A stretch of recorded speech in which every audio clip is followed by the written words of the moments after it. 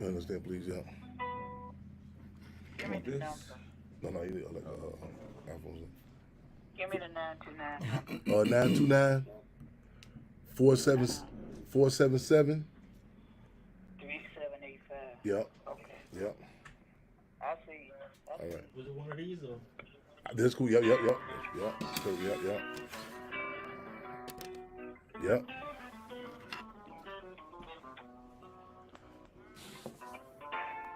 Oh, what time? My friend bring more than one on one of these. Two. No, sir, we Good. good. Okay, right on. You gonna get it ready, brother? Yeah, yeah, we good. Okay. Yeah. We gonna be live. See mics up and running. Oh yeah, Bring it on in. Bring it on in. live. Just one, two. Bring me in, y'all. Bring me in. We going straight in. Then we going straight in. Heads up, eyes open, and fists. You gotta catch up with me then. Love and respect, my brother. Money Fraser. Hey, get him a heads up. This is Comrade Daphne. You know, give word to him. Bring me on in. Bring me in. Hey, press one on that, Comrade. Let me press one on that. Somebody here, Comrade Daphne. Let her know. Bring me in.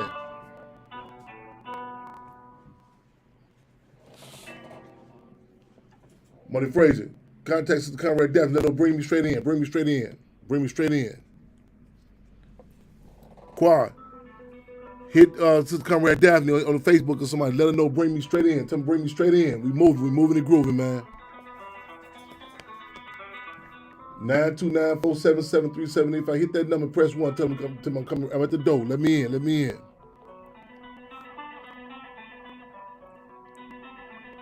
929-477-3785. Press one. I'm about to cut it up. I think I gotta rock and roll.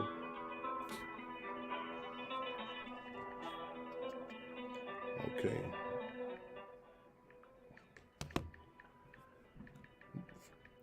I guess somebody's working on boards, I believe. That's what it is. We got to be moving and grooving though. Heads up, eyes open, and fists clench, y'all. Let's get locked and loaded for another episode of Free 'em All Radio here, Intellectual Radio. Y'all have to catch up with us, y'all. We moving and grooving, man. You got a curfew, this might not be the ride for you. Weekly program with the Black Panther Party Cubs, hosted by yours truly, Chairman Fred Hampton Jr. and Robin Allen, a.k.a. the Lady of Rage. Y'all know y'all can get in with us at 708-223-8953. Also 929-477-3785 and press 1 to get in. We are having some issues. No call number showing. Okay, bring whatever. Take a chance, then, sis. Take a chance. Take whatever. It should be calling from a 773-256 number. Take a chance. Call you back. Okay, tripping with it. Okay. Okay, y'all bear with us, or as we say, cub with us.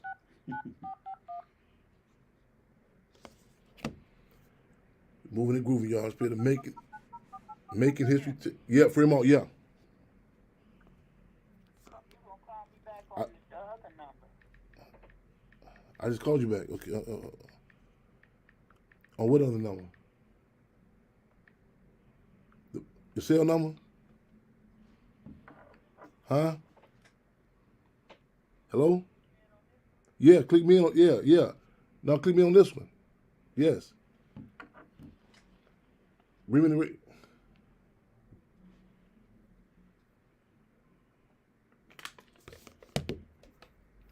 Okay, we got a moving groove, y'all. Okay. September 14, 2022. September 14, 2022. Okay, now you got this in. Okay. Let's try to. Okay, okay. For those just two. Okay, right on. Free them all. Right on. All right, y'all. We connected. Let's try this again. Heads up, eyes open, and fists clenched, y'all. Let's get locked and loaded for another episode of Free 'em All Radio here, Intellectual Radio. A weekly program of the Black Panther Party Cubs, hosted by yours truly, Chairman Fred Hampton Jr. and Robin Allen, a.k.a. the Lady of Rage. Let's make history. Let's take history. Let's take history, y'all. That's what it is, y'all. September 14th, 2022. September 14th, 2022. Today marks 21 years since I've been out those concentration camps. Today marks 21 years since I've been out, y'all. It's good to be back, good to be black. You know what I'm saying? 21 years today. You dig? So I do not take it for granted that we out here. You know what I'm saying? And the deal is, people say, well, are you satisfied? They did this here. Minister UEP News, the revolutionary is never satisfied. And we got a whole bunch of cats, y'all, just held captive in them juvenile detention centers and the women's detention centers, concentration camps. I'm talking about Menard. I'm talking about you dig. I'm talking about, man, San Quentin. I'm talking about, man, all over the world. You know, so we got the clarion call to free them all. We still holding to that. You know what I'm saying? Again, we have not forgotten. We have not forgotten those who are still held captive in those camps, man.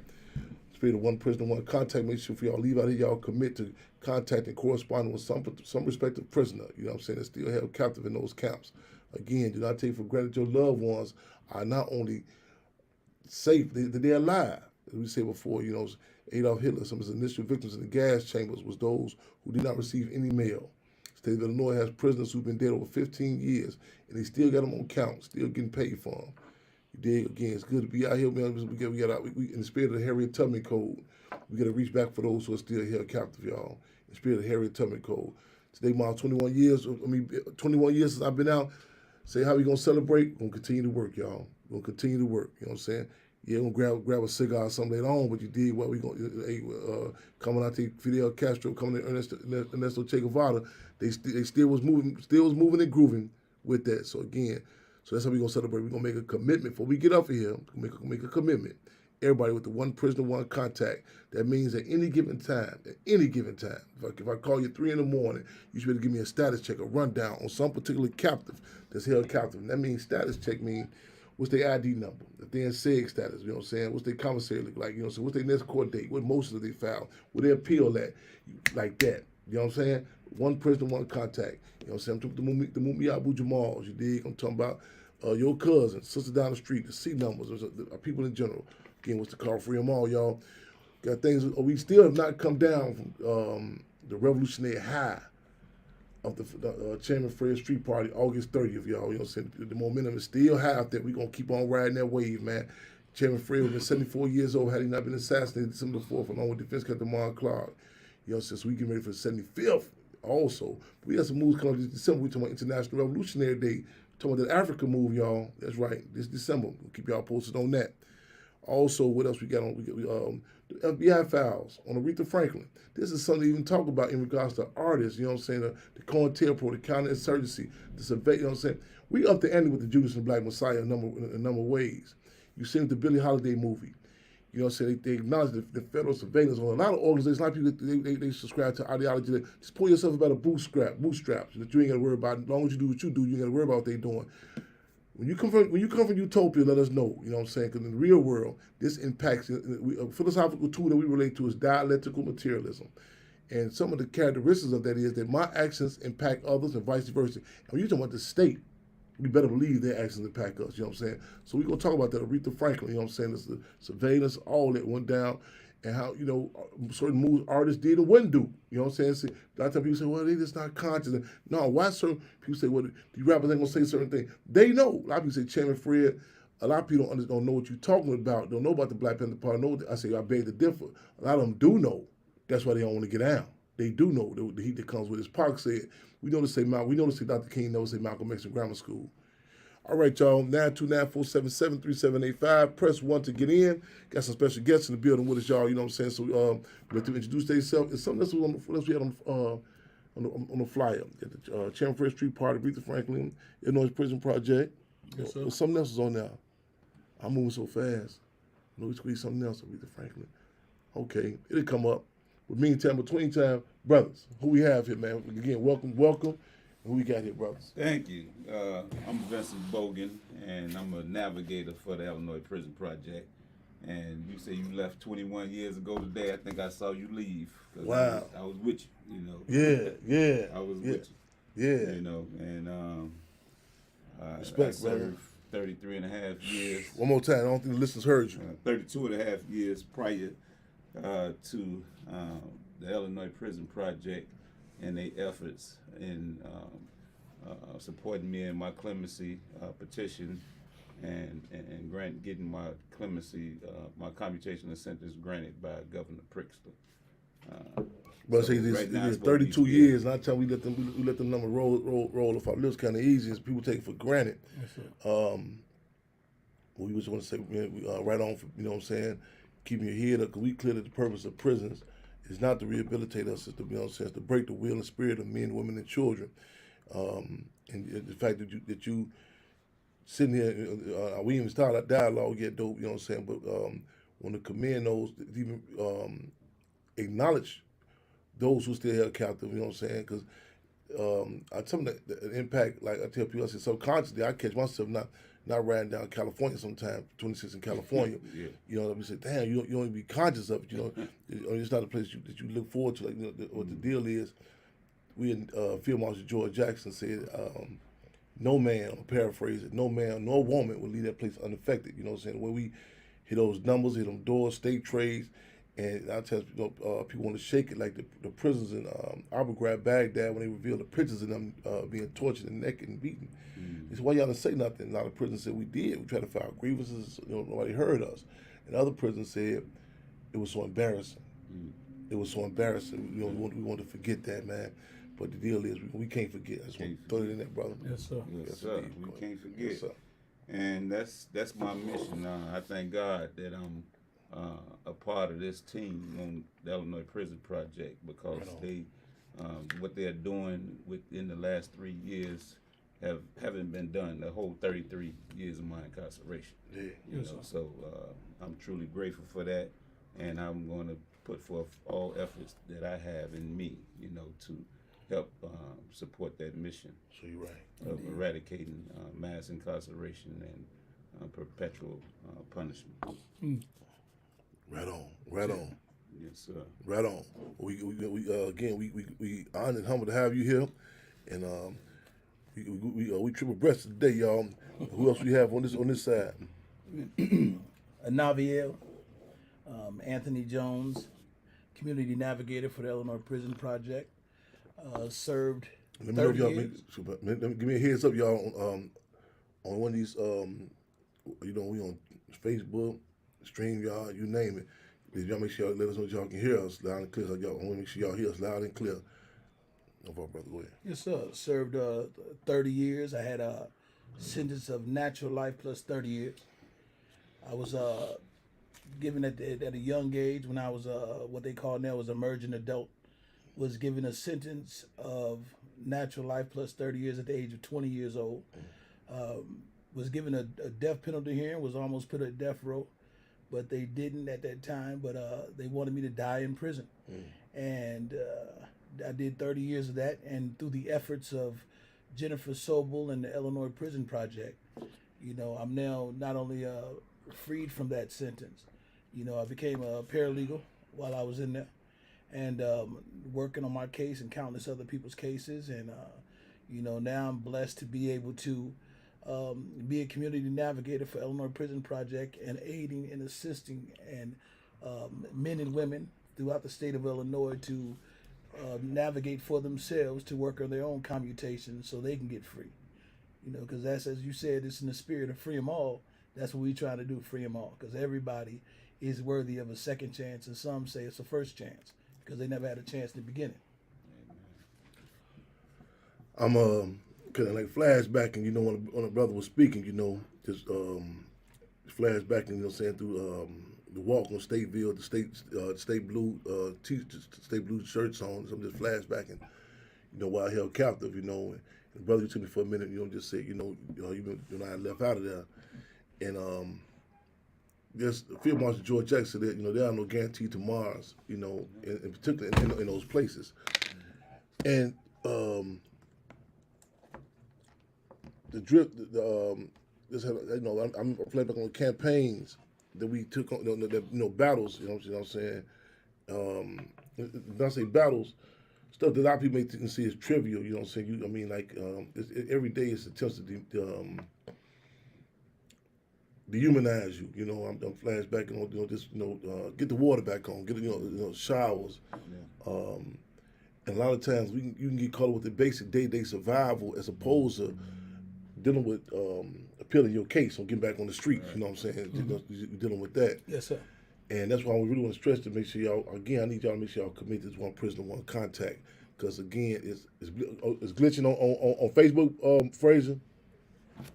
on Facebook, on the radio or Facebook. On this one. Okay, help me out, brother. Okay, y'all. Hey, if it come down to it, y'all know we use 2 tin cans and string. You know what I'm saying? Because they give us all type of tune in. You on YouTube Live. We on International Radio YouTube Live. We on Instagram, official Chairman Fred Jr. We on Facebook. We coming at you, man. We out, man. You can call on your phone and listen directly. 929-477-3785 and press 1. I want y'all to seize the time, y'all. We got some brothers, you know what I'm saying, who put some work in the building with us. We got some hot cases, y'all know. Y'all been hearing names like Menard, you know, we had the families of so many people come up here, you know what I'm saying? Pontiac, you dig what I'm saying? Stateville, you know what I'm saying? Cook County Jail. Well, Nicholas Lee, the case, Cassandra Grill, and some of the others been pushing. Got a lot of cases that's hot. Let's seize the time. I'm getting some phone calls. What's going down? We got some forces here that's ready to get in. Get y'all contact, y'all pens and papers out, man. Send to your loved ones. We got some forces here. We got some contact. We got to make that, at least that, again, one prisoner, one contact at minimum happen. You know what I'm saying? And make that correlation from the inside to the outside. 'Cause a lot of times we my sister told me she was in the show one time and she said, for years she just took for granted that her loved one was all right. You know what I'm saying? Mm-hmm. And again, the battles of legal, get to the law library. You know what I'm saying? The battles to get access to papers and pen or stamped envelope. You know what I mean? I can't tell. I mean, your appeal being denied. One time I get a case. My appeal denied. They said I didn't come to court. I said, well, I was locked up. I'm in. You just told the guard, let me out the bar, bring me up, And you know what I'm saying? Without that outside support, y'all, man, it's a rough number, man. That's why you heard the brothers talking about the support forces, because in that, man, I'm telling you again, it's rough. You know what I'm saying? But so I need y'all, y'all give us a call in, some of the cases y'all working on, and y'all feel free. Y'all feel free, brothers, just jump in and some updates, some things y'all want to talk about, some campaigns you're working on, or some resources people need to have access to, some events that's coming up. Feel free. You know what I'm saying? Open, man, and the poetry thing, it's open mic. You know what I'm saying? Y'all, so feel free. Yes, sir. I like to put one thing out there that for those that are not familiar with the Illinois Prison Project, they can go to their website, go to our website, www.illinoisprisonproject.org, and see about the work we're doing, some of the things that we're proud of doing. Illinois Prison Project has freed 80 people, or probably over 80 now, but it freed 80 people, and these people were serving over an accumulated years, 802 years of their sentence. So they've been released from over 802 years of their sentence, saving $670.8 million. 7.8. Yes, and we've been myself and my brother over there, Vincent. We're blessed to be community navigators, and we've actually been able to train 60 navigators within the prison systems, and at 11 facilities. What that means is we go in there and we teach men and women how to navigate as far as how to litigate for themselves, how to pick them up for themselves, how to help their other men and women that's in there. So we not only just train them to navigate, we teach them to reach one, each one, teach one more. So we go in there and we share that information. So that's the amazing thing about this organization that's put in the work. Last year we provided Know Your Rights training to over 3,000 people. Since July of last year, we've had over 40 events education, about 3,000 people in realities of incarcerated in Illinois. So that's real. We work with their families, and we're blessed to be a part of the education department with the Illinois Prison Project. So we work for the education department, but we have other avenues that we do there. We're advocacy, we're education, and we're legal. So we work on those. We have reentry programs for people that we work with. But I'm just so excited to be out there because we've all been in those we used to call them the Desmo Crips. Mm-hmm. Yes, sir. And we've been there together. I definitely remember you. Literally. Literally did that together. Yes. So I was in with a chairman right here. I was in Stateville together. Yeah. We were in the county jail together. Flashbacks. Yes, yeah, sir. Real flashbacks. Yeah. With Vince right here, I was in Pontiac with him when I first got down as a young guy. But I'm just so grateful now that people that you would have never thought would be out here is now doing the work. So I'm grateful for that. I need you to get that website again. Now Facebook is glitching, so I need y'all. Let's see. Tap in. Matter of fact, let's start up on my YouTube page, Chairman Fred Jr. You can go to Chairman Fred Jr. is going live on YouTube also. Y'all subscribe to Chairman Fred Jr. Go to that live. You can subscribe to that page. Facebook is they say the Facebook is tripping. So go to that. We on Instagram also at official Chairman Fred Jr. We on YouTube and Intellectual Radio. Brother, you said what was your initial sentence? My initial sentence was actually 135 years. I had two 30-year sentences, one 15-year sentence running consecutive. Consecutive for those. Okay, as opposed to concurrent. What's somebody saying? You get that sentence running consecutive. That means what? Break that down. Yeah. Well, when you have a sentence running consecutive, you're doing one sentence on top of another. So I had 4 counts of armed robbery. I was convicted of 4 counts of armed robbery. I got 30 years for the first case. I got 30 years for the second case, running consecutive. So you get through doing. You get through doing 30 years. You had another. Do another 30 years. So that's mathematics. Right. Yeah, you adding that up. Okay. Plus 15. Plus 15 for the third case. Then I got 60 for the fourth case, and it was running concurrent to the 75. In the psychological impact of this alone, we know that, average lifespan for people, and then add to that about us being who we are in our communities. And then add to being inside those camps. The odds of us even, I remember growing up, we was like, damn, somebody 30, 40 years old, man, they made, and to hear that, and how old were you then, bro? I was 21. 21 years old. And hear those numbers, man, you know what I'm saying? You can tag team too, my brother. Yes, sir. You was given what? I was given natural life. Natural life. Years. Yeah, natural life. You basically tell tell you this can be your casket. You know what I'm saying? This it. And some people talking about they're looking for careers or go off in their relationships and settle down, get a job, their careers, so on and so forth. What type of psychological impact? What's in your mind? So what your thoughts at? To hear those numbers and hear that statement. Natural life. When I first heard that, I didn't understand. I went back. I was in Division 1, and I went back to my room. That's the oldest part of the jail for y'all don't know. Yeah, that's where Al Capone was. Man, Al You Capone. in trouble. Yeah. All the leaders of the street tribes back in the day, they was in Division 1. Yep. Chairman Fred Senior come through there too. Yes, Yeah. he was there. Yeah. And to be in that space, and for people to tell you that, the average person really was saying, oh, you're not going to do that time. Because they were up under the illusion that as soon as you get found guilty, that you're going to automatically get an appeal. So you're going to get it back. Yeah. And that's not the case, because we've all seen exhausted comrades die in those places. Yeah. And so we know that's not the reality of it. So when they did that, I didn't really understand it. I was with an attorney. I had a public defender. And as I had this public defender, he didn't even really, he would tell me just nod and agree with what we say. So I'd go in there. I didn't know what they was talking about. I was, high school dropout, into the streets heavy. I didn't have no understanding of what they were talking about. But he just told me just agree with it. So when the judge would ask me a question, he'd be like, well, do you understand this? Yeah. First thing I did before I looked at that judge, I looked at my attorney. Yeah. And my attorney would tap me. Yeah. Or he'd just nod his head and I'd be like, yes.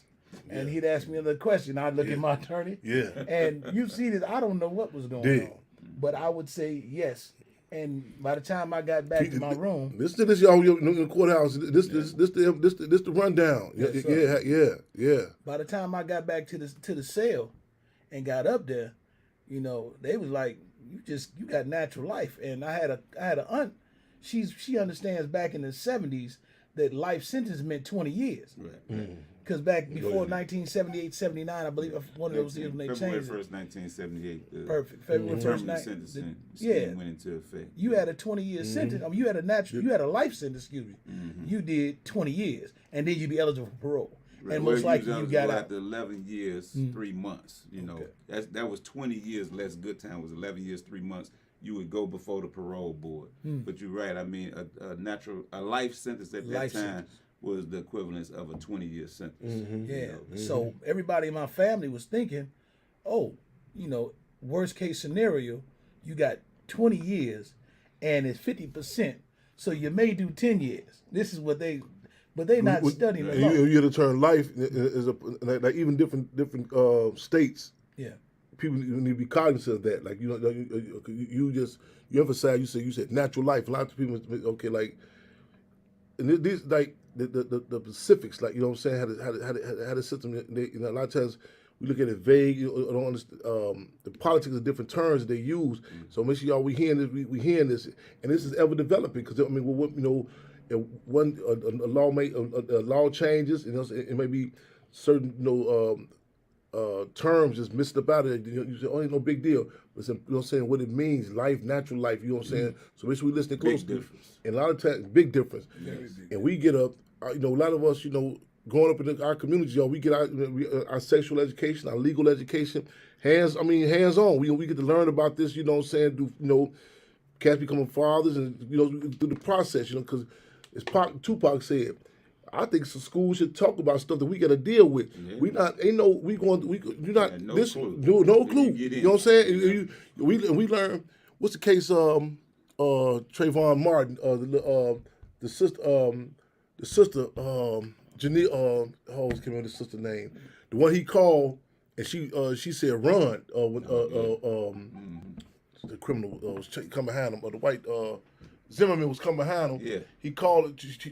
He knew she was a hood sister. Yeah. He called. I forgot her name, but she said on the court stand. She said they asked her something, and people was attacking her because she didn't know the right. She didn't know the right cursive. She understand cursive writing. But it came out later on. They don't teach that in schools no more. No, they don't. You know what I'm saying? And then she said they asked her something at the police. She said, "Don't you watch 48 Hours?" And people laughed at her, but that's the reality. We learn about the law, you know what I'm saying, through TV, you know what I'm saying, stuff, exactly. and through actual experiences. I remember growing up, when they changed, we hear different cases with the gun laws, they changed. What happened? Oh, such and such. And we learned through this hands-on experience. Yeah. So you in the court, and I remember, I'm riding with you. A lot of times we grew up, the PD, and it's known as as opposed public defender, the penitentiary director, the penitentiary deliverer. That's you know what I'm saying. People like what you. It's a facade. It sets up. He comes out. He talks to you. And like and then. I remember one time they read off all these aliases on me, and they would send these different cases, which I know I hadn't done. He would tell me, just be cool. I'm like, whoa, wait a minute. And they was reading off all these. They said, you've been to prison with such and such. I'm like, whoa. He said, be cool. I said, oh, excuse me. I said, wait a minute. What are they talking about? And you know what I'm saying? And as Minister U.P. said, the Constitution, when it comes to our community, is pagan poetry. It's pagan poetry. And then if you go in, you see this whole facade, like you come in, and a lot of times we want everything to, when you walk in, they tell you to hold your hands behind your back. Oh, yeah. A lot of times y'all think that's just natural with us doing this, you know what I'm saying? But this is to go along with the facade, like it's actually a courtroom, people are here, and through the whole procedure, the motions, you're told never to say nothing, you can say nothing, and for you know it, you up in the penitentiary, and you didn't agree, you know what I'm saying, you right there, you know what I'm saying? And it's not, you know what I'm saying, and we need to have cause some contradiction in our schools. This needs to be, you know what I'm saying, this type of stuff, this needs to be, especially us, we impacted by this, you know what I'm saying? Yeah. Then they ask you, why didn't you speak up? Why didn't you speak up? But they tell you not to speak. You in this arena, you in this arena, you get, everything from how to judge, the way he sits down, you know what I'm saying? I remember in Cook County, the judge, she recognized when I came in, she said, get him, and she, got this lady named, she's notorious too. And I said, I'm finna leave out here anyway. I'm finna leave. So no, the bailiffs come out there and they grab me. So they tell me I gotta sit up in this court, the jury bench, the jury seats. And so I'm sitting there until he apologized. Apologize for what is he talking about? So I said, I want the bailiffs. So I said, man, could you give me a calendar? He said, well, for what? I said, I'm trying to figure out what 1800 what year, where we at? You know, what's going on? But I noticed even sitting in that jury bench, I watched it. I just, even how you feel, you know what I'm saying? And this older sister came in there. And my perspective of my first time in there, and it gives you like a sense of it criminalize you. Like, you know, it's like when white people are brought in, you know, you make sure they shaved up. You know, the pictures they show you.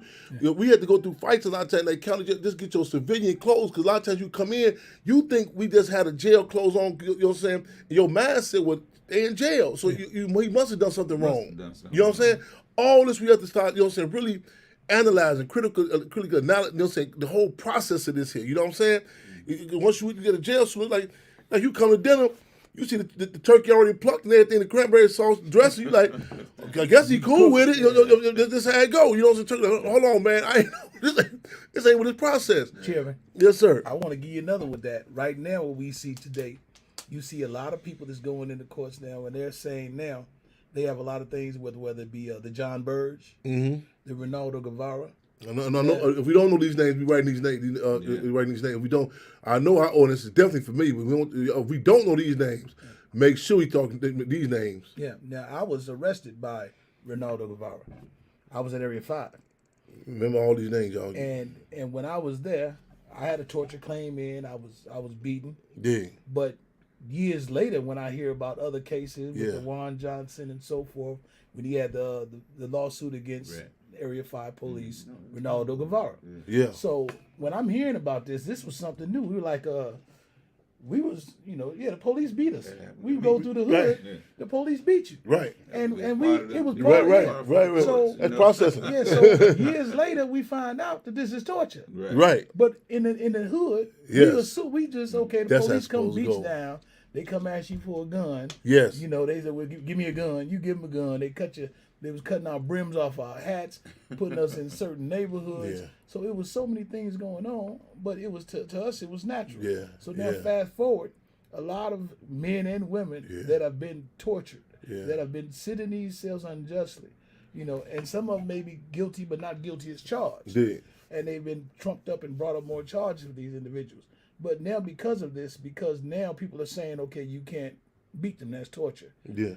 I thought the police, that's what they do. Right. If they beat me, that's just par for the course. That's what happens. Yes. But then when we come to that, realize, no, they wasn't supposed to do that. Yes. So now you have many men and women that's in prisons today. Yes. Through not only Illinois, but other states. Yes. That are now trying to fight these injustices, but now they're saying, well, it's been too late, or you didn't report that then. But I didn't know to report that because I thought it was natural. Yeah. That's something to note. Make sure, because again, Sada Shakur had said, she had said something to the effect that being oppressed, one of the things about being oppressed, you lose the ability to distinguish what's normal and what's abnormal. Mm-hmm. We at a time now, we get the contradictions, we heighten the contradictions. So even your family, your loved ones, even if legally they have exhausted appeals and remedies, go back and, again, it's a time now where certain conversations can happen now. You know what I'm saying? It's like a relationship. You say, no, me and her could have really worked out if I was a little more mature. You know what I'm saying?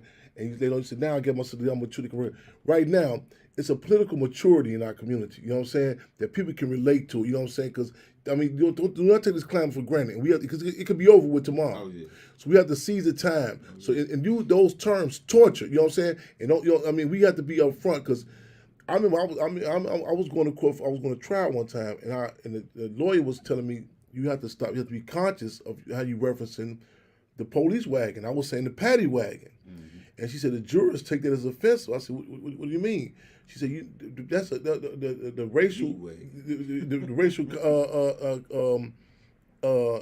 connection to that with the Irish community. Mm-hmm. And the paddy, it was like disrespect to the Irish. I said, well, I said, we grew up, paddy wagon, nigger beater. With the police, I didn't find it was called a police stick. Right. You know what I'm saying? Like literally a nigger beater. You know what I'm saying? That's what we think. And the deal is, and it was not just something in our mind subjectively. The whole that you go back and look at. In fact, former superintendent of police, Chicago Police, Breezak, he had brought out the papers. He had brought the state's attorney, Mayor Daley, about Burge torturing people. You know what I'm saying? He say, man, this was, I became a what?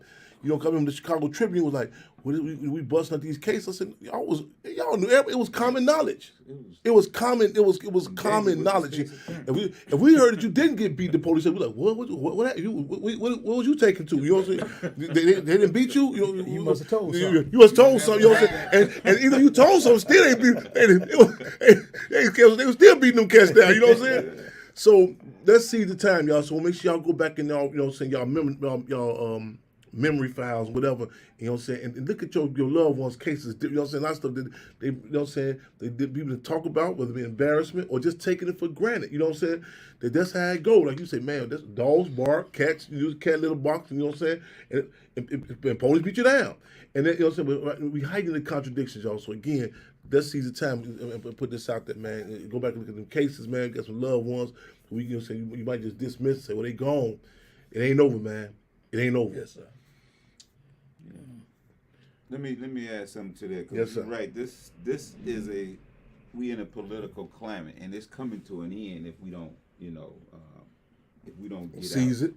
and vote and make sure we vote for the people that's supporting, these reforms that's going forth right now. It's important for people to realize that the clemency process is a process that could be used by anybody. A lot of people don't know that. That's something that we're doing in the education department of IPP. We informing brothers of their right to file a clemency and what's required to file, for commutation of sentence. So Explain what clemency and distinguish the commutation. What is that? What is a commutation is a commutation is a form of clemency. With clemency, you could request a pardon, a reprieve, or a commutation of your sentence. A commutation of the sentence is what me and Navia received. Sentence was reduced. Right, the sentence was reduced. In my case, my judge the governor gave me a concurrent, a 15-year sentence rather than a consecutive 15-year sentence, and that that allowed me to go free on December the 22nd of 2020. So it's ways that you could file a clemency that would mitigate the PRB's decision making process. What PRB been Prison Review Board. the Prison Review Board. So you file a clemency, it goes to you file it goes to the Prison Review Board, right, and then the governor, the board approves it, or you would file your clemency with the Prisoner Review Board. The Prisoner Review Board review the clemency, and then they make a recommendation. It's a non-binding, confidential recommendation to the governor. Yeah. And the governor make the ultimate decision on whether or not to grant your clemency. And I got to refile mine too. Now that you mentioned that, Yes, I filed it years ago, and I cracked on Blagojevich on the radio one time. I said, "Yeah, he denied mine." Right. I said, "Trump gave you one, but you denied my clemency. But I'm gonna shoot it again."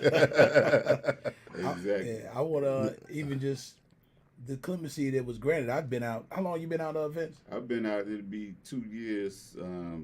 It'll be 2 years, December the 22nd. This year, 2 years after 33 years. After 33 years. Yeah. Yes, sir. And my parole was granted July 28th of last year. Right. So Now he had a unique, commutation too, because I never seen that before. What the governor did for him. Yeah. He commuted his natural life sentence to life with parole. So he basically took him back to the law that existed prior to February 1st, 1978. I like to say that they immediately turned me into a C number. Exactly. He went before the parole board. C numbers, y'all. We talked about that. That's indeterminate sentence. Brother mentioned earlier about prior to 1978. Right. Prior to February 1st, 1978 is when they changed the law and they done away with the indeterminate sentencing, where you go before the parole board. You have a minimum and maximum number. Go before the parole board, and they can determine whether or not you have achieved rehabilitation before your maximum outlay or your maximum sentence. Now it's determinate. You basically stuck until you serve the entirety of the sentence. That's a good time. Hold on one second. Sister Comrade, any callers in queue? Want to tag in with any callers in queue? Any callers in queue? Pretty much, Chairman, no callers in queue. No callers in queue. All right, 929. I don't hear no stuff that nobody later on. Man. People call me. Oh, Chairman, I said, listen, seize the time, y'all. Wednesday, 929-477-3785 and press 1. You got to press 1 to get in. 929-477-3785. I know some cats when we call me tomorrow, like, man, I want to let you know about us. Seize the time. We got an international listener audience right now. We got some brothers who they literally just touched down. Got access to some connections, y'all. Some questions about your case. We talking about a lot of stuff. We talking about the C numbers. We talking about commutation of sentence, pardons, just different dynamics, and what I'm saying, and not talking about it in an elitism or dogma sort of way, breaking down in layman's terms what's happening, you know what I'm saying, and letting you know we experience some of these contradictions, you know what I'm saying. I'm brother tell you out in the courtroom, I know a lot of cats can relate to that. You go up in there, so you feel like, man, you get these big court benches and all these different, you know what I'm saying, you get these white people need suits and stuff, you know what I'm saying. And, you sitting there like, damn, am I a cow on going to the slaughterhouse? Better yet, the slave auction. Yeah. It's like, you know what I'm saying, you up in there, you know what I'm saying, they throwing these numbers around, they talking back and forth, and you hear this, man, 55, 45, you know what I'm saying, 55, you hear these numbers run up, and they with 10 consecutive, concurrent, you know what I'm saying, you on a block, a slave block, and it's moving so fast. You know what I'm saying? You like, am I watching this? No, you the target. Yeah. You know what I'm saying? You know what I'm saying? We a major part of this piece that's going, you know what I'm saying, in development of this whole process about different people playing of election time. You know what I'm saying? Different people playing of, profit. They thinking down the road, profit for prisons. You know what I'm saying? War on crime, quote unquote, war on crime. And and you think like, well, damn, if I'm the major piece, I know I should got some say so. Is it take into account about my childhood, or you know what I'm saying? They're taking into account, you know what I'm saying, about where I come from, and you know what I'm saying, and who are these people gonna be? Some then you got the question about you hearing stuff, jury your own peers. Well, in fact, when the on the Black Panther Party platform, jury your own peers, people say, well, it'll make a difference. They say the people that can even relate to you, it's you talking to people who have never even seen a ramen noodle. You know what I'm saying? And they what you mean this guy did what? He robbed, so he took and if they wanted to, can't relate to you. And how how does this? How do you challenge it? What's my options? Okay, you gonna go with the judge? You're like, damn. Judge and the jury. Yeah. You know what I'm saying? So these conversations we get, you know what I'm saying, let's bring them on in. Like, y'all, just come on. 929-477-3785. Y'all press 1.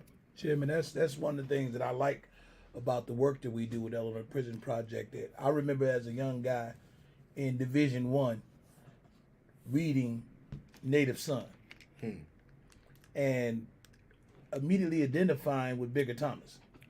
Richard Wright. Richard Wright, yes. Native Son. And when I read that book and identifying him in that book, how he would have felt in that courtroom before they sentenced him to death. And to be like that, one of the principles of Illinois Prison Project, which is so beautiful, that we understand that our criminal legal system is rooted in racism, and we understand that. So these things we fight against these oppressive laws, and like I say, it's amazing to be able to deal with these things and meet the people where they are. We go within the communities. We speak at churches. We speak at other places. I mentioned the name Jennifer Sobel, which is our director. But I also missed to mention the name of Ronaldo Hudson, which is the education director, and I'm so proud to work up under him as our head of education, because this is somebody, and I would love he would be there to tell his own story. Yeah. But he was on death row. He served Illinois, served many years on death row, and now he's the director of education for the Illinois for the Illinois Prison Project. And it's just amazing where not only did they put the work in the Illinois Prison Project, they've assembled a team of men and women that have been system impacted, people that have been through the system and understand that. The best way you can deal with the problem is to find those that's closest to the problem and help them be there closest to the solution. Exactly. What's some of the curriculum on the education of the Illinois Prison Project? What's on the curriculum? Like what's discussed? I mentioned earlier how Pac point out some of the contradictions. Speaking of Tupac, I got to acknowledge yesterday, September 13th, man. Yeah. Man, we physically lost young Park. Also, Attica, you know what I'm saying? Geronimo D. Jogger's birthday yesterday, September 13th. And Attica, with Governor Nelson Rockefeller, had sent the National Guard in. And Attica, the uprisings, and 32 people, majority prisoners were taken out. And I got to mention Cook County Jail last year. With, you know what I'm saying, those held captive, they took a stand, demanded, you know what I'm saying, some human rights. They asked for me in particular, said we want Chairman Fred Jr. to come to Cook County Jail to be a community observer. And Sheriff Tom Dart challenged to say, in fact, he said this guy got to be a gang leader. They said, and the guy said, no, he ain't no gang leader. He a community, he'll serve other people. We need him to come here and see. Yes, sir. And the county jail administrator said, well, let him go over Zoom and see it. We said, no, what do you got to hide? Let me go in there and smell these rats and toilets, you know what I'm saying? There's mold in these damn cells, you know what I'm saying? So we still fighting about that. And this Saturday, y'all, the weekly Triple C's, we're going to be doing it right there at 2700 South California, along with Justice for Nicholas Lee campaign, the Cubs and St. Hampton House, y'all. We're going to be giving out free sanitizer right there, hand sanitizer right there by the county jail. And the motto for this is going to be, that's again how I'm celebrating me being out 21 years. And also remember Attica, remember Cook County Jail, remember the conditions. And, you know what I'm saying? So y'all look for how people be out there right there on 2700 South California. Yes, sir. But back to the question at hand, education. What's some of the characteristics, some of the things that's highlighted, you know what I'm saying, in regards to the educational curriculum? Well, one of the things that we excited about right now, which Vince was one of the first cohorts we have an ambassador fellowship, which we take people that have been formerly incarcerated, men and women, and we give them a voice to combat the one-sided narrative. And what we mean by the one-sided narrative, they're far too long that our story has been told by people that don't have our best interests at heart. Woo. Our story has been told, and they sit up there and tell, well, they're beyond redemption, where they're the worstest of the worst. That, this is a robber, or this is a murderer, this is whatever, and define you by your worstest act. And one of our other principles, we feel that no one should be defined by their worstest act. That the system has to be humanely. So what we do is we take men and women, and we train them, and we have them go through a series of training. They train for 6 months, then they go out into the communities, and they give lessons, and they go to universities, they go to colleges, they go to schools, and they will speak and talk about this thing and talk about the one-sided narrative to let them know that we are more than that. And that's another thing. We have a We Are More campaign, which is that I'm proud of that with the Illinois Prison Project. But that's one of the things that I can talk about right now as far as the amazing work that the ambassadors are doing. And I'm just excited to be about that. I mean, this is a passion for us. When we were in those places, the work that we did. But I'm always excited to see when I see comrades that come out of those places and they putting in the work. And it's like we could be, of course, even with yourself, you could be somewhere, hanging in Hollywood or something. I'm from Inglewood, not Hollywood, y'all. I'm from Inglewood, not Hollywood. Yes, no, I hear you though. I hear you though. You right here with the people. Yes, indeed. And I think that's that says something about the work that we do and our commitment. Yeah. We're not sitting in big mansions and all that. We out here with the people. Yes, indeed. And that's where the struggle's at. Yeah. We live for the people. We die for the people. Yeah. Yes, sir. Real talk. We live direct on Free Amar Radio, y'all, making history, taking history, and taping history, y'all. Y'all heard what it is, you know what I'm saying? I want to commend these brothers again for consistency to come out, you know what I'm saying? Hey, touching down, you know what I'm saying? And again, not forgetting those who are held captive, y'all. So the comrade, no callers in queue yet? No callers in queue? No callers in queue. Callers in queue, press 1 to speak. 929-477-3785. Okay, boss man, you supposed to be giving us a call about what's going on about the auto thefts and everything that's going on in Gary, Indiana. But I think your car got hit. And also this discussion is going on about what's happening between the black and brown community. We've been hearing different things, y'all. And they saying some stuff happening in the joint. The state, they're trying to minimize this as some gang warfare. But again, it's a lot more deeper than that, y'all. I want to touch on that too about the political dynamics with that. You look at the time, and you know what I'm saying, with like J. Edgar Hoover denied that the mafioso even existed, and a lot of times the state uses various entities do its bidding. You know what I'm saying? Well, a lot of times people have a elementary assessment. Say for example, Rwanda, the Hutus and Tutsis was the same people, but the state exploited class contradictions. You know what I'm saying? It set the stage, provided the knives, the ammo, and everything to get out. They made their move. So what's going down in these streets? You know what I'm saying? A lot of people saying it was Latin Kings and this mob. So it's a lot deeper than this here, man. We're gonna so y'all give us a heads up, but be on extra alert, right? Because again, the state is making moves on people. The system is very Machiavellian. We're utilizing that unseen hand. You know what I'm saying? So be real heads up on that. Talking about that. Callers, y'all tap in with us 929-477-3785. Press 1. Gonna be in front of the county jail this weekend, y'all. Again, Cubs are coming. The Cubs are coming. The Black Panther Party Cubs are here. They have free hand sanitizer. Justice for Nicholas Lee campaign, the State of Hampton House campaign, and the Cubs will be out there live and direct. I think 2 o'clock p.m. We're speaking on clemencies. We're speaking on conditioning accounts. You know what I'm saying? Resources, people in contact. We're talking about the season of time, about the importance. You know what I'm saying? About this whole election time coming up. A lot of these politicians feel they can just pop up at a Bud Billiken parade, throw a shirt, do the Nixon wave and smile. We like, okay, you know what I'm saying? We all with it.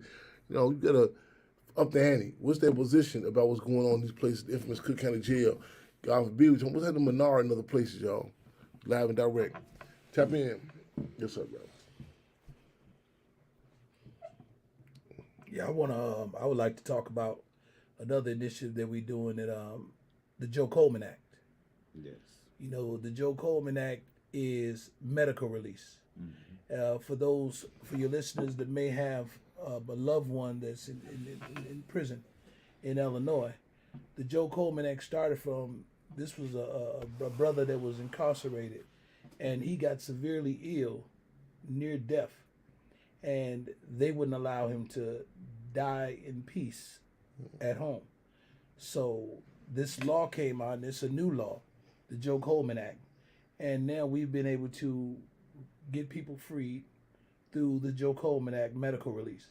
Mm-hmm. So if they meet a certain criteria, and as far as that, if they're severely ill, terminally ill, but there's qualifications that they have to go by, then that person can go home and die in peace, because if you look at it, they're being a burden upon the state. They're not getting the right treatment they deserve in that last final hour of their life. They're sitting in prison cells or hospitals within these prisons, just languishing away. And instead of that, they can be with their loved ones, where they can die in peace with someone that loves and will care for them, and that dignity, exactly.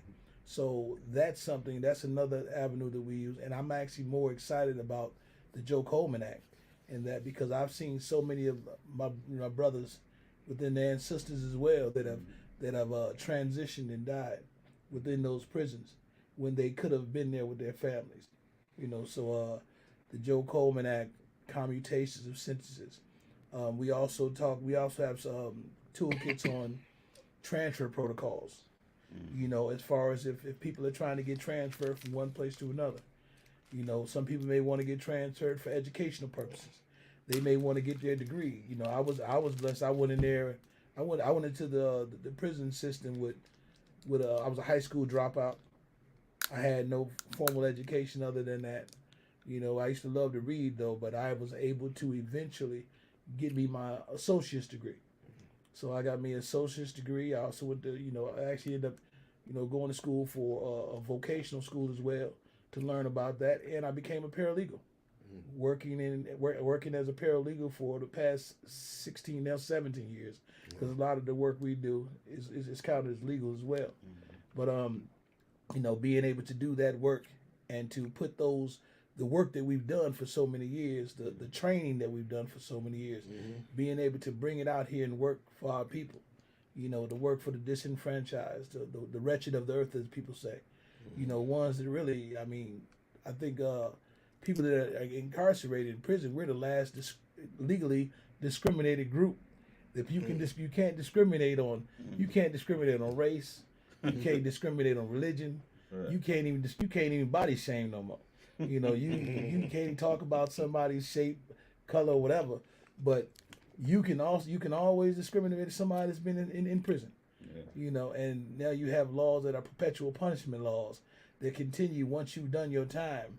There's laws that still keep you as far as a second or third class citizen. So these are avenues that, you know, I'm grateful that we're working on one component of that, you know, with the Illinois Prison Project.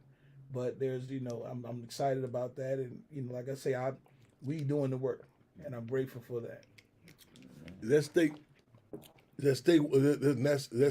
Is the Joe Coleman Act? Is that state, feds, or just That's state. that's state? Yeah, that's state.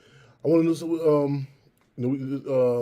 Can I say something about Joe Coleman Act a little bit? Yeah, please. Because it was last year we had a gala for Illinois Prison Project had their first gala. Okay. And Jennifer Sobel, she basically gave, you know, the history about the Joe Coleman Act before it even came out. Yeah. But Joe Coleman was one of Illinois Prison Project's first clients. Okay. You know, and Jennifer Sobel and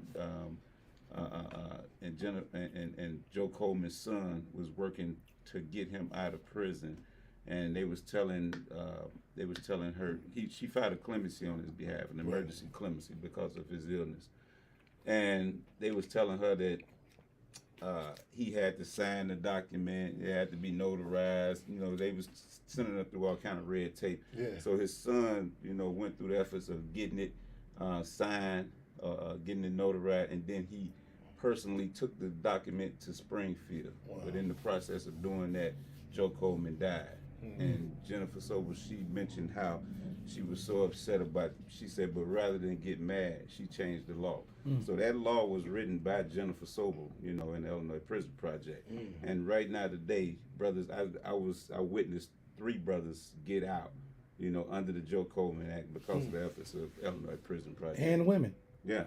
And sisters are getting out as well. Well, like I'm trying to see so we can it can be applicable. Was definitely got to keep out the overall political pressure on, but the present case of Dr. Matulu Shakur, real bad health situation. You know what I'm saying? In fact, it says, you know, terminal because of the cancer. I want to see if we can you know, take some, you know what I'm saying, you know, even utilize that in regards to his case. Though. Now, let me say this, though, and Jennifer mentioned this, I don't know, she mentioned that Illinois and Iowa was the only states that didn't have a medical release, you know, act. So, you know, so now it's only, so you was asking, is this state or federal? Yeah. Everywhere else already had that So in place. Illinois playing catch up. Yeah, Illinois playing catch up. Yeah. And let me say this with the Joe Coleman Act. It's not like a clemency, you know, so the Joe Coleman Act have to be filed to the Prisoner Review Board, unlike a clemency. The clemency is filed to the Prisoner Review Board, but it's not decided by the Prisoner Review Board. The Joe Coleman Act is filed with the Prisoner Review Board, and within 90 days, they supposed to make a decision on whether or not to grant the. So that's a process that. That's great. I mean, it may take 3-4 years to get a clemency, you know, result, but with the Joe Coleman Act, under the law, they got 3 months to make their decision. Chairman. Yes, sir. I do want to say this too. Illinois Prison Project has a legal clinic, and the people can contact the Illinois Prison Project's website, and you can get the information on the legal clinic, and you can call in and get your questions answered. So, you know, that's something that we do for the people. Resource right there, y'all. So that I need somebody to post this number, the website, post this, repost it. That people know, you know what I'm saying. You can't give us their contact so people can. Yes, sir. I can tell you www.illinoisprisonproject eleinoiprison.org.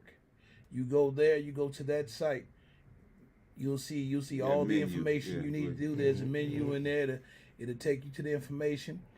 Also, as far as the education department, we all on staff, myself and Vince, and the other people that you may need to talk to. And if you contact anybody out there, we will direct you to where you need to go.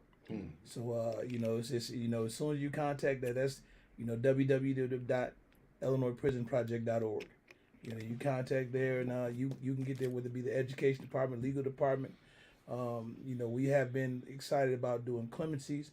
We have a new campaign as far as emerging adults, that we're working on. The emerging adults is, for men and women that have been incarcerated in the state of Illinois that have actually did probably over 20 years, and they did it at the age they were under the age of 20 when they received their sentence.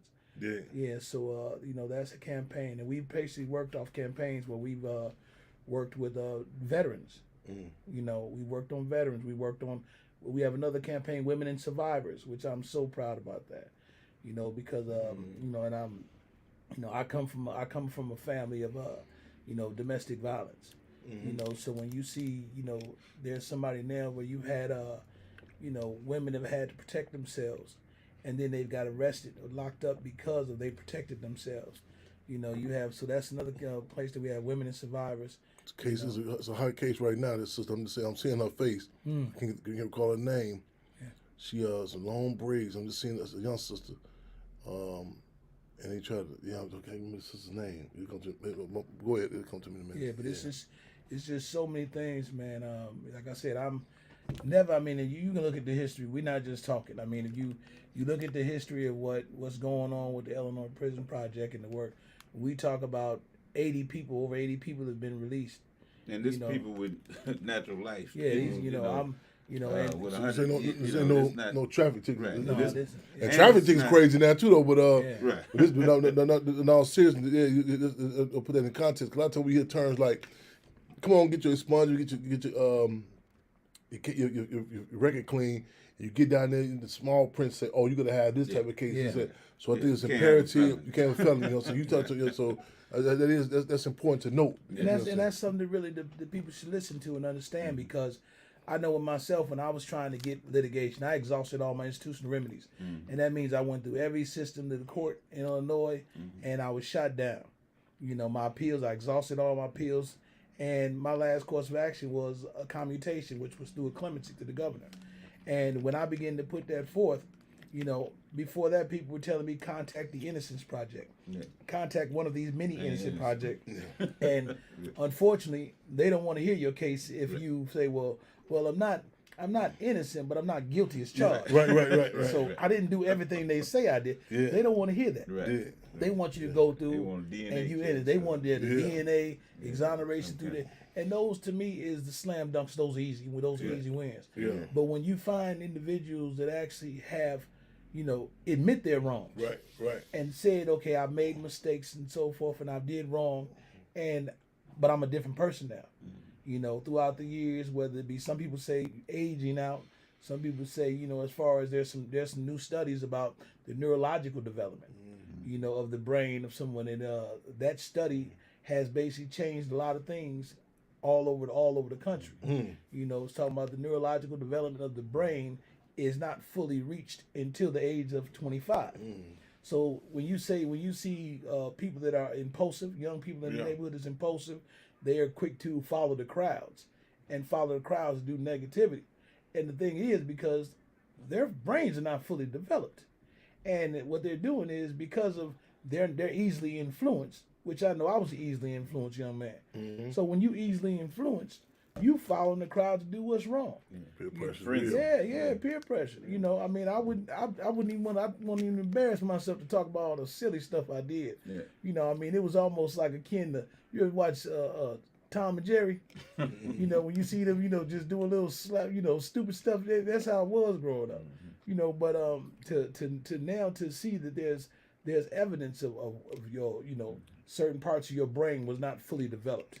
And there's reasons why that. And then the sad reality is that because so many people so many years have passed that they went through these things that they're saying, well, you can't go back because you can't go back to that case because it was too long, too many years done passed. Right. And You know. let me say this, the way our system is set up, especially here in Illinois, other states too, but in Illinois, we have a state constitution that say that every sentence is supposed to be imposed based on the seriousness of the offense, but also with the objective of restoring that individual to useful citizenship. That's right. So the only thing IPP is just making them is holding them to that requirement. Our law does not recognize restoring individuals to useful citizenship.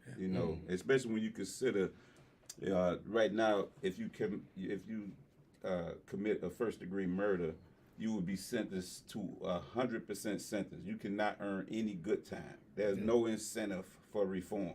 So you could have two individuals with the same case. You got one individual that do everything that's provided by IDOC to reform. He's a model prisoner. He gonna get out on his out date. Here go another guy who do everything he can to not reform. He stay in trouble. Guess what? He gonna get out on the same day. Ain't no incentive for a person to do anything to change. You know what I'm saying? So that's against our constitutional, requirement. That's in violation. So our laws, when they took away the indeterminate sentencing scheme, where the parole board determined what's going to be that person's actual out date. Right. They basically violated our state constitution by saying that they allowed the judge to determine, how much time this is going to take for this individual to achieve rehabilitation. And how could he know that, 30 years down the road? How could he know whether or not you ever reform? Because that have to be part of the sentence. So what IPP is doing now, they're using creative ways to revest the court with jurisdiction, to reconsider sentences that's been exhausted as far as their remedies, as far as direct appeal, post conviction. They finding creative ways to come to get cases back in the courts, and also through the clemency process and the Joe Coleman Act, and they really doing a great job, man. That's the history, using those laws. What's y'all take on this? Right on. What's y'all take on the discussion in regards to the upcoming impending cashless bond? The Safety Act. First of all, I saw the commercials. Okay, every commercial that talk about these individuals going to be released on bond come January the 1st, none of those offenses are covered by the Safety Act. None of those offenses are covered by that. Most of the offenses that they show is individuals committing a first-degree murder or attempted first-degree murder. So that's my personal opinion. I ain't see no offenses on these commercials, and that's what people looking at. People need to really look at that law for themselves and see what's being covered. Because if they look at these commercials and stuff that's talking about, how bad this law is, that they're gonna be deceived. I would say, as far as with that, I think my people destroy for lack of knowledge. And I believe that what we need to do, instead of listening to what people tell you in small 5-minute sound bites and 3-minute sound bites and whatever, go read it. Yeah, go look at read it. Read it, study it. Yeah. Even when we sitting here with the chairman right now, the history, and I love the way you talk about the importance of legacy. But one of the importance of legacy with the Black Panther Party was to be able to go in and study the laws and use those laws, for your benefit, because we weren't using the laws. So I think really when we do ourselves a disservice when we just take everything from the news. If they look at their resources, find it out. I've seen the commercials, but I know that the work that we do, Real talk. we out there. It's not theory, it's practice.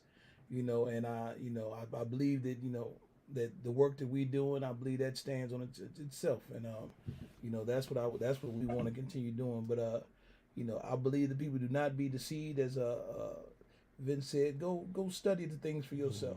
You know, and don't tell me nothing about you done. You know, you watch the news. I want you to tell me, pull out the You watch report. Political. Yeah. Critical analysis. Yes, Yeah. yeah. Commercial, yeah. Mm-hmm. Moving and grooving, y'all. So Conrad checking in. What you get? Checking in for? On how we doing the countdown.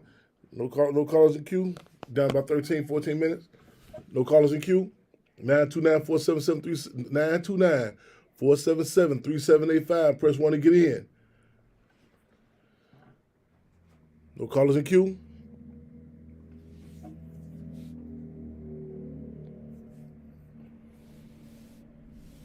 Fremont Chairman, no callers in queue. All right. So y'all press 1. You calling get in. Wow. Okay, y'all. Again, let's see the time. We talk about what's going on inside these different places. You know what I'm saying? Again, make sure y'all commit to one person, one contact at least. You know what I'm saying? Then touch down with these brothers here. Real talk. And we do have the IPP gala coming up.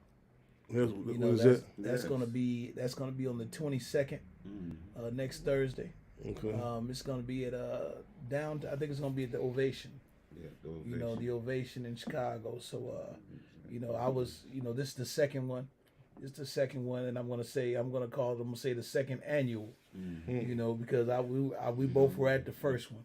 Yeah. And IPP is it's a young organization. Very, You know, I mean, it hasn't been around 3 years yet. Wow. But if you know, just look at the sandstorm, the dust that is kicked up in Illinois. Yeah. You know, I mean, it's saving lives, like I say, and I'm just grateful for that.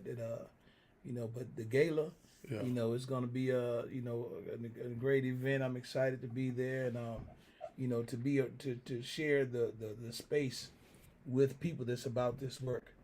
You know, so you know that's great, and I do feel that when you talked about in the beginning, you said about the work that's being done, and you know, I truly feel that, you know, even the Illinois Prison Project is in the spirit of that.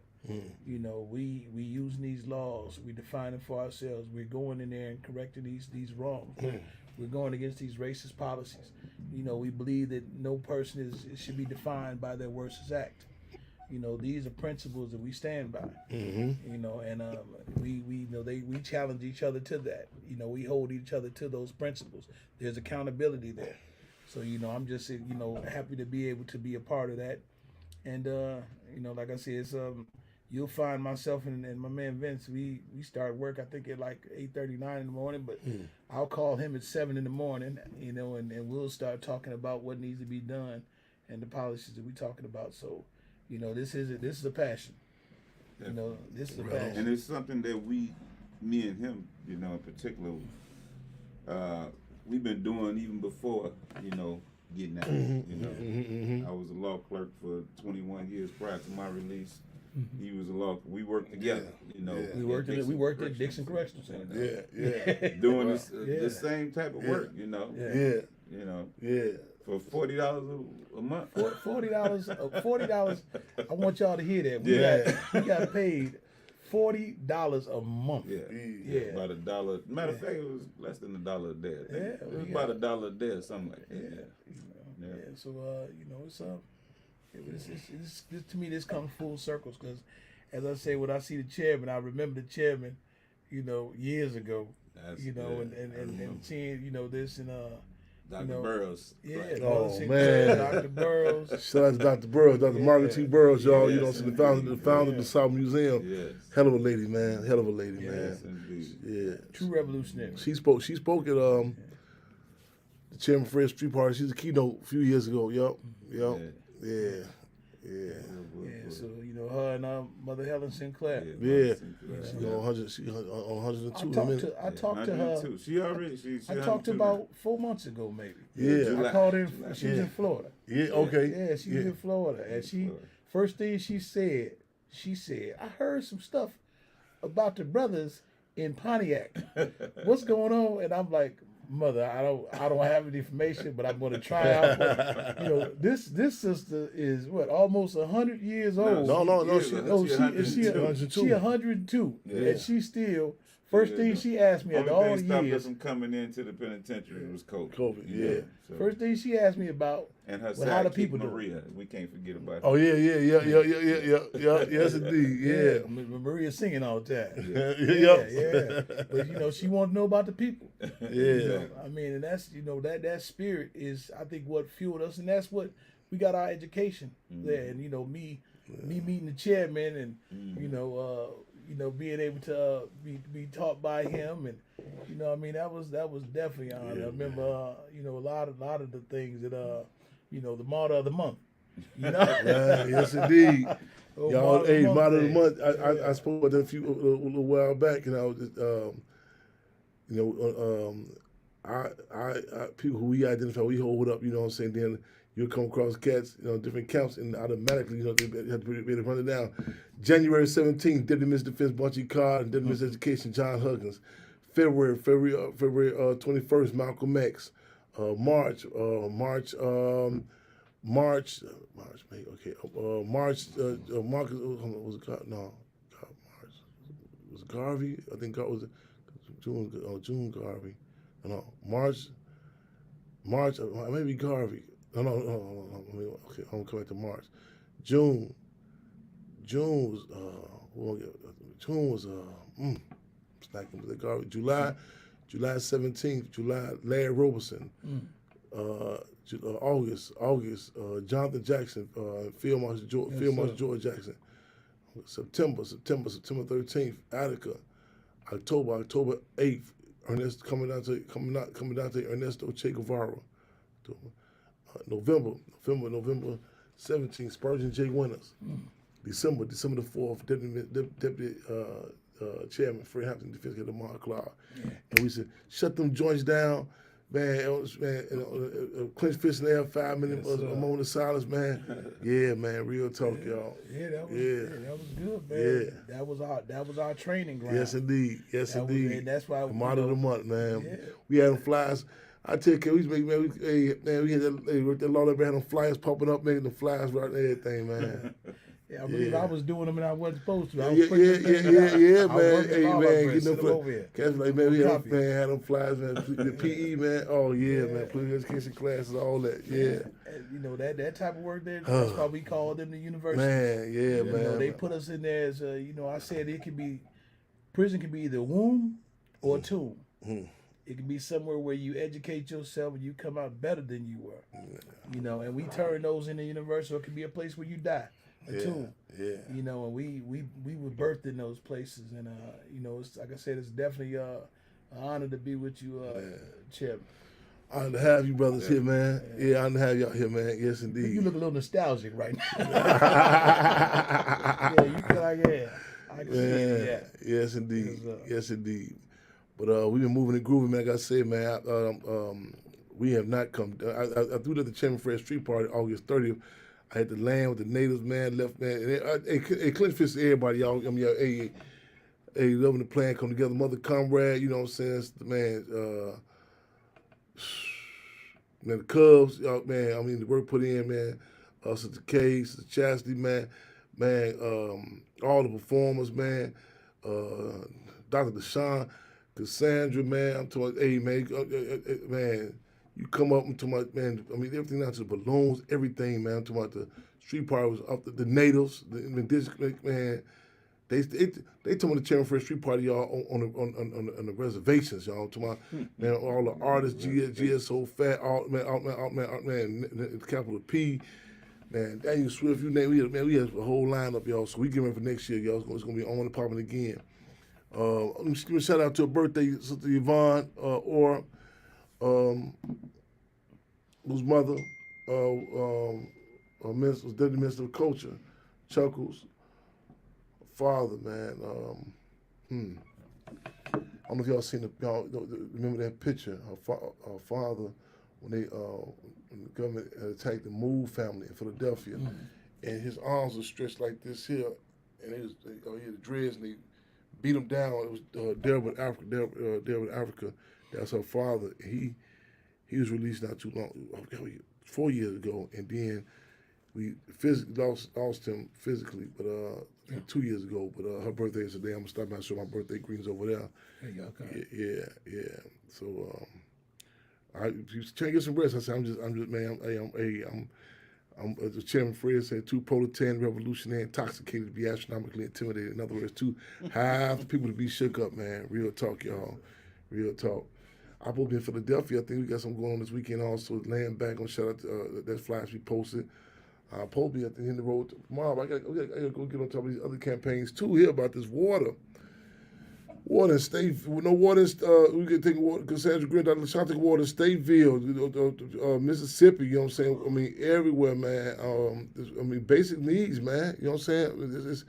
It's going down, y'all. It's going down. You know, real talk. Water. This is ain't playing no games with us, man. Real talk, y'all. So, y'all make sure y'all hit them pages. The people, you know, some legitimate forces who are making this happen, getting the water down there. I gave y'all some context last week. Again, retouched out these contexts, man. Cassandra Grimm, and also Dr. Sean, got some other forces too. The Mississippi move. We keep y'all posted on that, man. Aretha Franklin, man. Yeah. You know, the whole list of, man, like you heard about even before Aretha Franklin, what's this dude? The McCarthy hearing, Senator McCarthy, you know what I'm saying, where they had this whole thing about the Red Scare, you know what I'm saying?